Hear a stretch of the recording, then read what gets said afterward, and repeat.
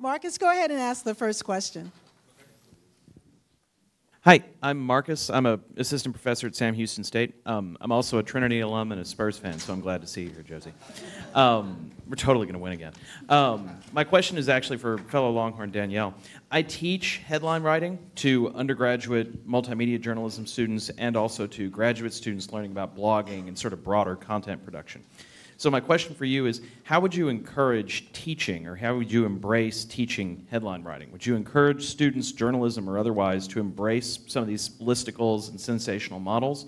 Or would you tell them, you know, as students, you should really backpedal away from that? You know, what would you tell, you know, a 19-year-old learning how to write a headline? I think a 19-year-old learning how to write a headline has to consider where they're writing the headline for it. I think that's most important. I don't think that personalized listicles appear on the front page of a newspaper, for example. But they probably do and will fit very well on the front page of a news organization website or on a social media campaign. Now, my results are from Facebook, and what we noticed as part of that data is that what's viral on Facebook is hated on Twitter a lot of the times. And so that's why we actually excluded Twitter from the study. So knowing future research and sensationalism and knowing how this works in different platforms will help sort of guide that answer, I think. But I think for Facebook that these are good strategies because it requires a reformatting for these new digital platforms. And even from the website to Facebook in general, it requires a new type of idea or a new type of writing style. So that's what I would think about the platform first. That's how I teach. Okay, Thanks. you. And over here, please. Hi, this is a question about the Spurs real-time coverage. I can't remember if you mentioned it, but could you go really quick through the main problems the journalists had while covering and trying to, you know, I don't know if the same persons people were updating the blog and tweeting, so just running through that. Right, because I was seeing the stop sign, so I was really scared, so I didn't get into that. I didn't know they have a stop sign actually here.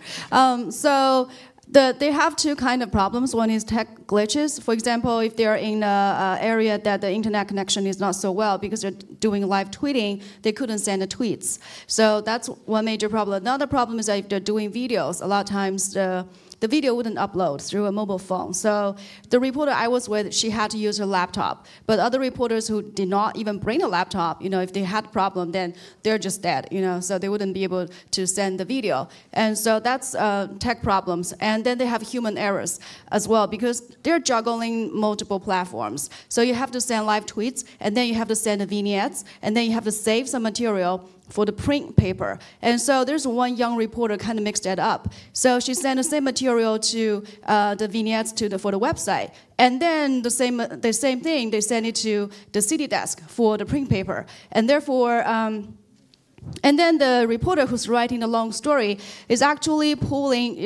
scanning through the vignettes to pull the best stuff to put in his long story.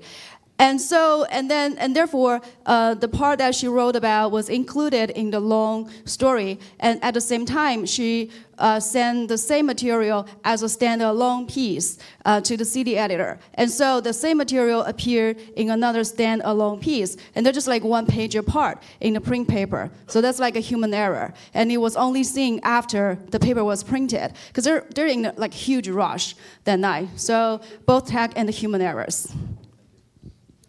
Well, you know what? I think we're going to go ahead and try to get out of here. But I do want you to ask the panelists this in person while they're trying to eat their box lunches, is to think about the issue of how, or the idea that maybe this journalism is what I'm now thinking of as second-person journalism, that it's like this engagement with the reader, whether it's through comments, whether through it's omnipresent journalism, whether it's through this, you know, listicles and sensational, but at the same time, BuzzFeed goes to a more, and being more traditional is backing away. So what is it about hard news that requires distance, especially since we've heard about advocacy journalism and things like that? And what is it about trying to engage readers that sort of that moves away from the hard news model? So we won't discuss it here, because that could be the next 2 hours, but do find them in the hallways and just ask them these questions. And thanks everyone so much for coming to this panel.